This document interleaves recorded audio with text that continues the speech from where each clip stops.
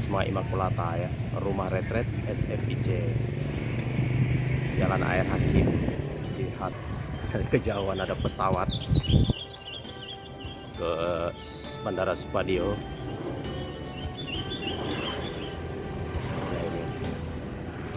Ini bagian depan dari biara Susteran SFIC dan masih ke sana lagi ya. Luar biasa besar biara ini. Kemudian di latar belakang kita bisa melihat satu kampus Widya Dharma di sana. Ada lambang Tao ya.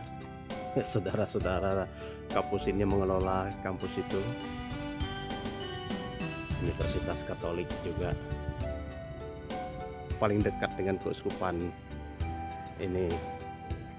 Ya, ini kompleks biara mereka. Besar sekali ya dari depan sana. Dari depan sana ke sini. Ini biara induk. Provinsialat mereka di sini, kalau pimpinannya di sini. Halo suster. Justru yang di sana yang lebih tua, lebih dulu. Sedangkan yang ini adalah pengembangan rumah retret beserta dengan areal parkir lumayan luas. Bangunan baru mereka punya. Hebat juga ini suster-suster SFIC ini.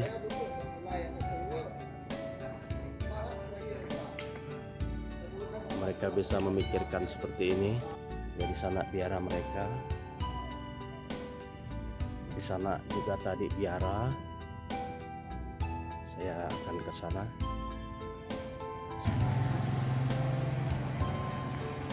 Selamat sore. Masih kompleks susteran kah ini?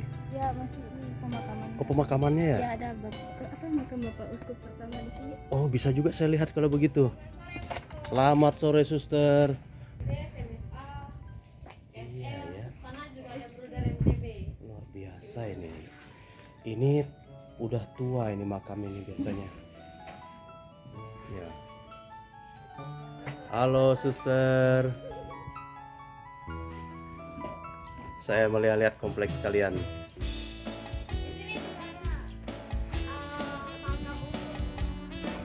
Makam yang tertua di mana suster?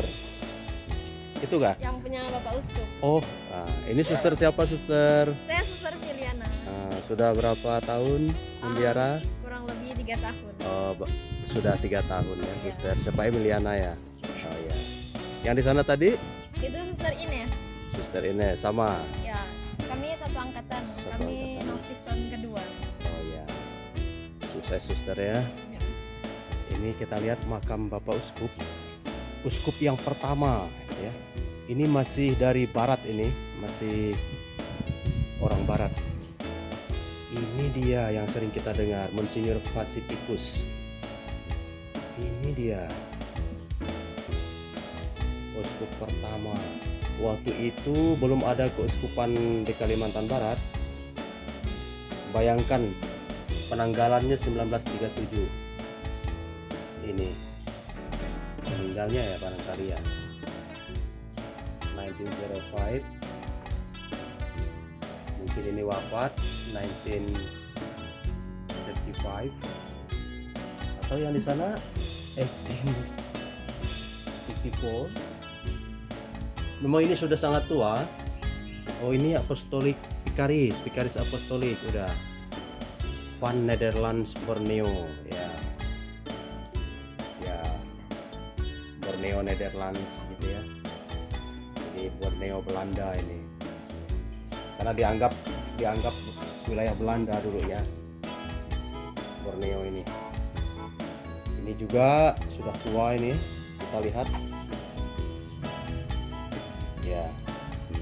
Sudah tua sekali. 1890 wafat 1942, sangat tua ini juga ya, tua semua. Makam-makam pendahulu para misionaris yang datang ke Kalimantan Barat waktu itu. rupanya di sini pemakaman mereka dan dirawat oleh suster-suster SFIC ya. Kita bersyukur. Banyak sekali makam di sini. Ini makam para misionaris awal atau umat Katolik awal di Kalimantan Barat, di Pontianak lah khususnya. Di sana adalah bagian belakang Katedral Santo Yosef, Saint Joseph, Uskupan Agung Pontianak. Kalau kita melihat ke sana ya jauh sekali itu, banyak sekali ratusan makam. Nah, ini atap dari biara yang lama. Tadi itu rumah retret yang baru di sana.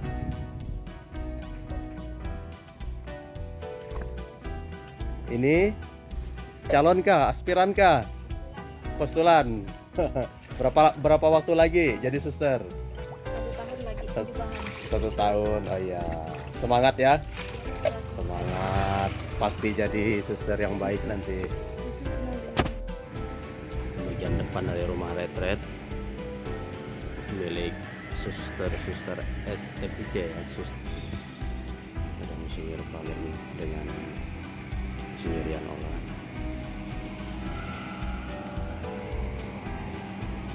Marianya. Nah, Father Eko.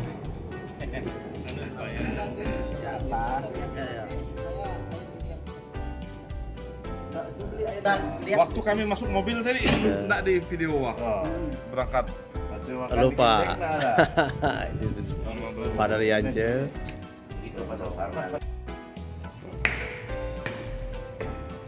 Upstairs, also the room, very good room. This is my room. I enter it. Oh, there is aircon also here.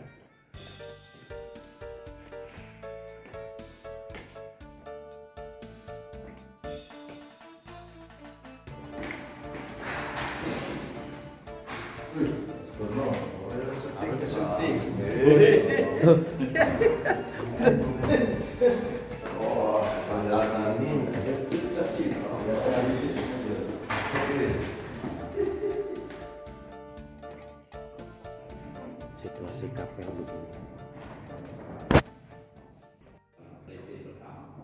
Setelah itu kita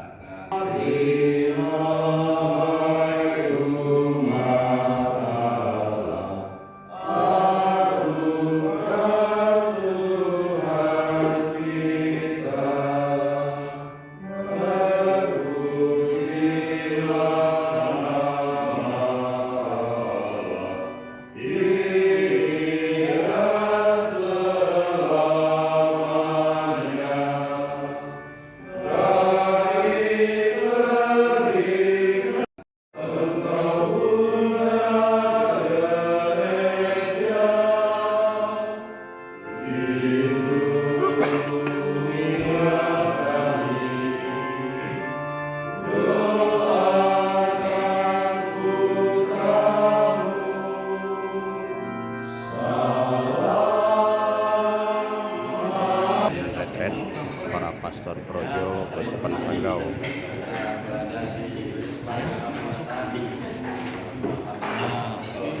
Selamat malam semuanya. Kini kami akan menikmati perjamuan yang disediakan oleh para suster-suster untuk kami para imam Projo Keuskupan Sanggau yang saat ini sedang rekoleksi.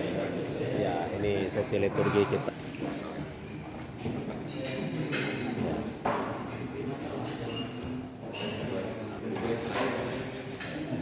Masih antri mengambil makanan. Monsinyur Palen juga dengan Monsinyur Yan Ola. Kali ini kita retret bersama dengan Monsinyur Yan Ola sebagai pembicara utama, dengan Monsinyur Palen sendiri sebagai uskup Keuskupan Sanggau. Ini adalah tempat makan dari rumah retret Imam Plata milik Suster SMC.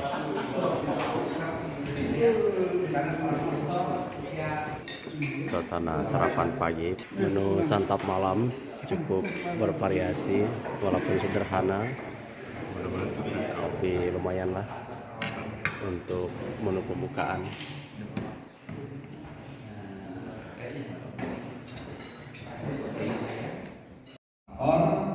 Selamat berjumpa dalam pertemuan ini. Saya mengucapkan banyak terima kasih kepada manusia yang lain telah berkenan untuk mendampingi kita dalam retret ini. Beliau mengatakan bahwa tanggal 27 akan berangkat pagi dari sini sehingga kita akan untuk besok malam yang sisanya tanggal 27 dan bisa kita pakai untuk pertemuan ketiga sesi untuk melihat segala perkembangan kita pembinaan kerjasama dan lain sebagainya di antara para imam Yesus dan uskup. Jadi selamat berproses dalam kegiatan retret ini, dan dengan ini saya undang Muslim yang malam untuk memulai retret kita, dan retret kita ini resmi buka. Terima kasih. Mari Muslim yang malam. Terima kasih Senior Parens untuk berkoordinasi, dan kami telah diundang oleh Unio untuk mengambil bagian dalam retret yang 3 hari ini. Seperti tadi diungkapkan, tanggal 27 saya akan ke Jakarta pagi hari, sehingga ini ada satu termasuk yang malam ini kurang lebih 4 sesi yang bisa kita gunakan untuk melihat beberapa hal yang berkaitan dengan kehidupan kita sebagai pelayan-pelayan Tuhan, yang berpangkal pada 2 hal, yakni identitas imam di dalam pelayanan gereja dan keterkaitannya dengan dunia yang kita diami, yang kita jadikan sebagai basis di mana kita pelayanan kita berlangsung. Kristologi, jadi bukan ikuti tren yang disurvei melalui TikTok, melalui apa seperti yang sekarang banyak, tetapi imamat kita harus diakarkan pada suatu kristologi, dan itu dibuat oleh konsili sendiri. Jadi pelayanan dalam gereja adalah pelayanan dari Sang Kristus sendiri yang bangkit. Nah, tidak ada dasar lain. Yang kompetensi-kompetensi yang sekarang dituntut sangat banyak itu diperlukan, tetapi kaitan para dasarnya adalah dikaitkan dengan kristologi. Nah, berdasarkan kristologis itu di dalam Vatikan kedua difokuskan pada 3 tugas pelayanan Yesus. Yesus sebagai nabi, Yesus sebagai imam, Yesus sebagai raja.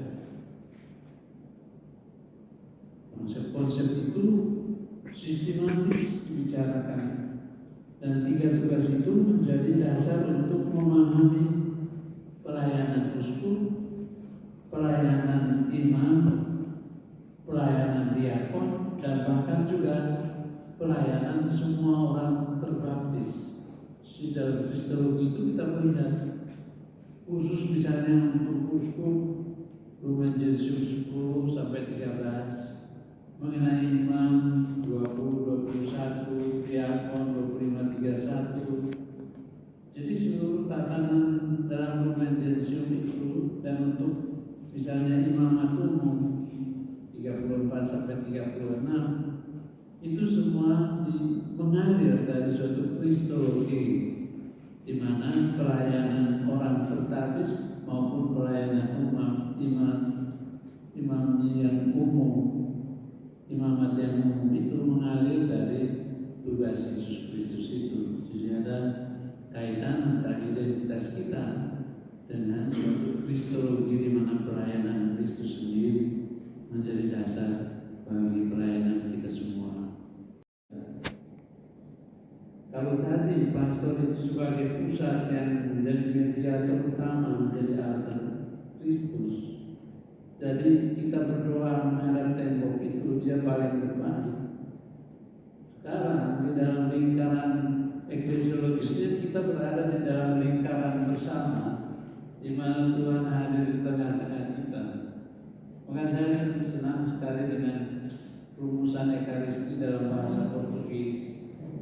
Kalau imam mengatakan Tuhan bersamamu, mereka selalu menjawab dan Dia ada di tengah-tengah kita. Dan bukan seperti rumusan Latin atau Indonesia yang bersama Rohmu, tetapi Tuhan ada di tengah kita. Nah, di situ gambaran kristologi di mana imam tidak lagi mewakili umat yang menghadapi membelakangi umat itu, karena satu-satunya mediator itu sekarang Kristus ada di tengah-tengah kita dengan suatu gambaran komunio yang muncul, dan nanti kita akan singgung juga di referensi yang berikut. Sangat mendasar yang melukai karena menyangkut juga edukasinya. Jadi terus panel saya mengatakan seperti karya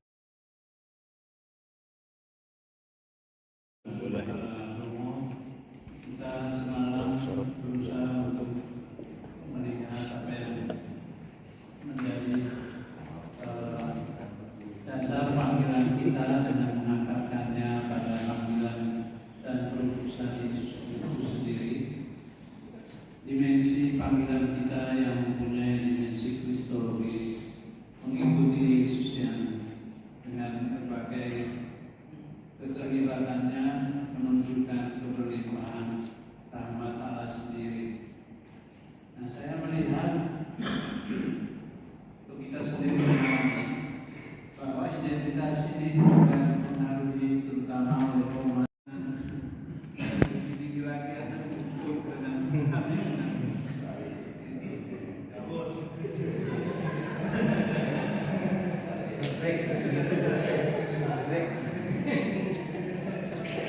Tuhan dari setiap tema orang punya masalah alkohol, gimana yang parah itu.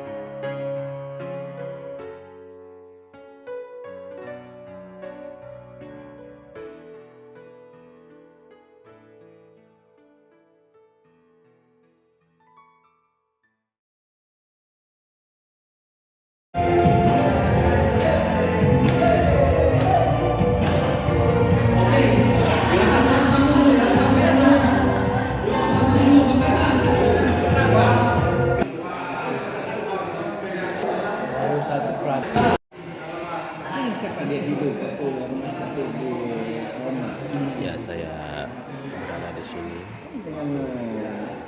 di apartemen. Kepemimpinan yang berbeda dari Injil dari 1 Timotius bab 3. Sudah mulai digagas konsep tentang seorang imam yang tidak menikah. Karena memang dalam tradisi Romawi, para imam itu memiliki tugas khusus yang dipisahkan dari masyarakat biasa. Kalau melihat dalam karya Aristoteles, kelompok-kelompok sosial dalam masyarakat dalam filsafat Yunani yang diambil alih oleh imam itu dari mulut tersendiri.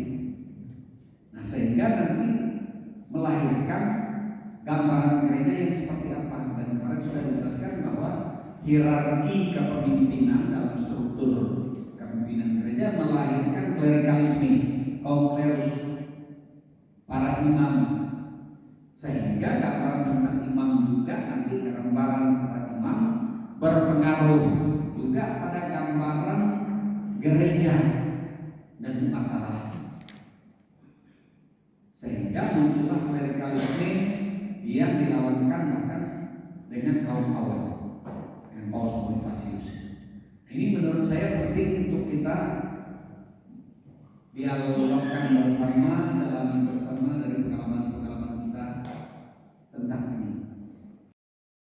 Kita akan bekerja di parti sekarangnya tidak boleh, yaitu hanya dispensasi dari kepausan yang membuat kita bisa bekerja di parti. Jadi usaha-usaha pasti sudah mulai menyampaikan ini dengan ini karya kategori kami universitas.